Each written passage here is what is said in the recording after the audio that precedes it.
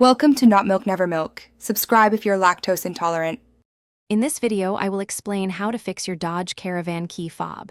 First, let's tackle the most common culprit, a dead battery. Many key fob issues stem from a simple power problem, so it's always the best place to start. You'll need a small flathead screwdriver to gently pry open the fob casing. Once open, carefully remove the old battery and replace it with a fresh CR 2032 coin cell. This quick swap often resolves the problem instantly.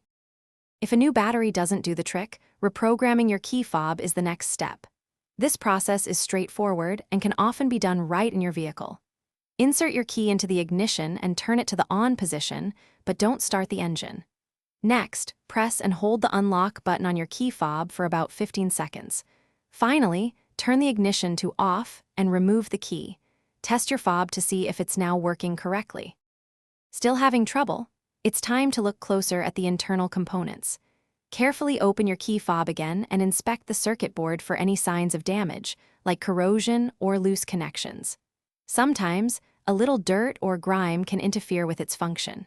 Use a cotton swab lightly dampened with rubbing alcohol to gently clean the contacts. Also, ensure that each button makes proper contact with the circuit board when pressed. These small details can make a big difference. If you've tried all these steps and your key fob is still not cooperating, it might be time to consider professional assistance. Sometimes, the issue could be more complex, requiring specialized tools or knowledge. Remember to always protect your key fob from environmental factors like water exposure and extreme temperatures, as these can cause significant damage over time. Also, life's too short for a stinky car, so check the description for a link to Little Tree's black ice and other great deals. Keeping your fob safe helps extend its lifespan.